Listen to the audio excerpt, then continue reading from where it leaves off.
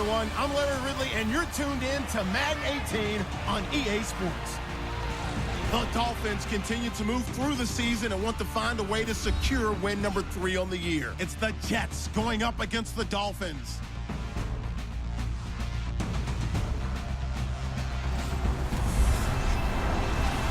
All right, Larry, EA Sports coverage of the NFL brings us to rain-soaked Miami, Florida. The scene a few moments ago, here it is. It's unlike any other in sport as both teams made their way out of the tunnel. These folks are fired up as their guys are ready to do battle between the New York Jets and the Miami Dolphins.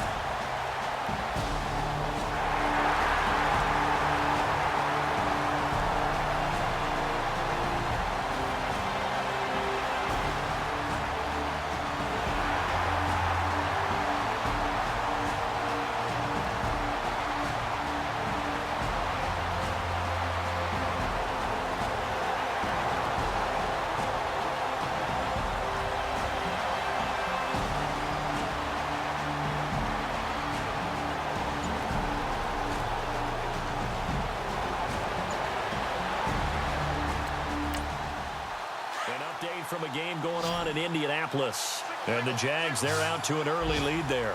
And we'll keep an eye on that one as our game goes along here. Stafford. Out to the flat. That's complete to his running back. And he is going to lose yardage here. He lost 6 there on the first down play. Now it's Stafford. And this one is incomplete. Devontae Parker, the intended receiver. And it's third down. Tried to go for the big one there on second down. Now they're likely down to their final 2 plays. And you know they've got to keep going for the big shot, right? So defensively, you play what they call top down. Nothing behind you. Make everything get completed in front. And he can't get a throw off. He's taken down. What a huge play at this point in the game. Down 7, and they've got to go for it here on 4th down.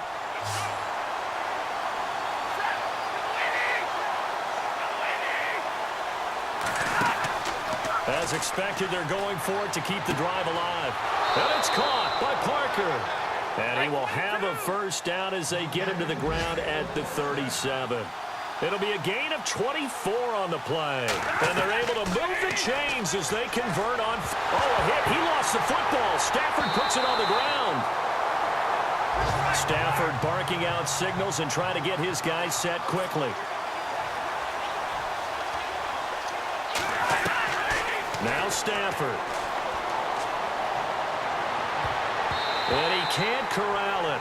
That would have wrapped it up if he'd been able to hold on. Instead, it brings up third down.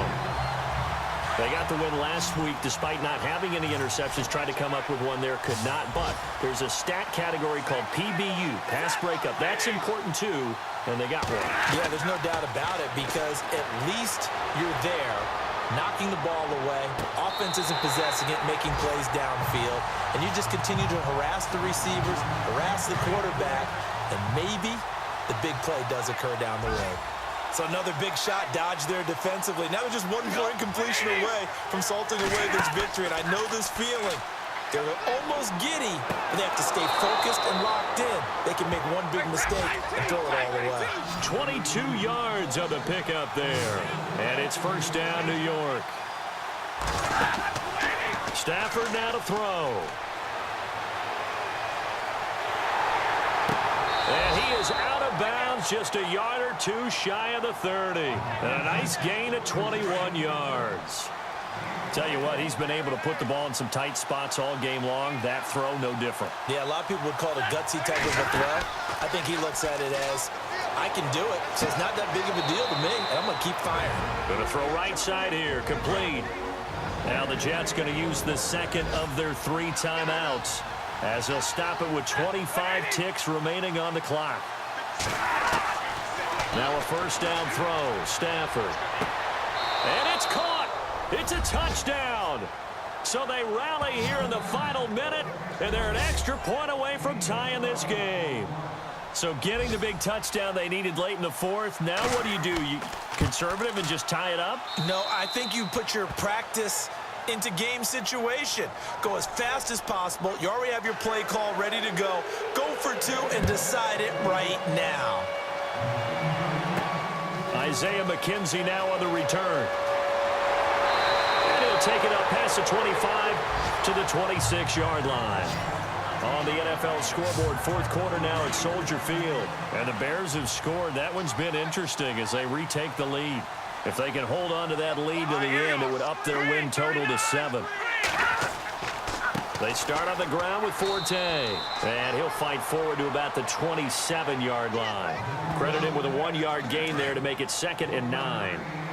Well, if the coaching staff's doing a good job upstairs, they'll file away what they just saw from the defense right there. They sold out to stop that running play. I'd say keep that in mind. They want to try that again. Go play action, hit them over the top. And we have free football overtime. Here we go, my friend. And the way this game played out, this is exactly...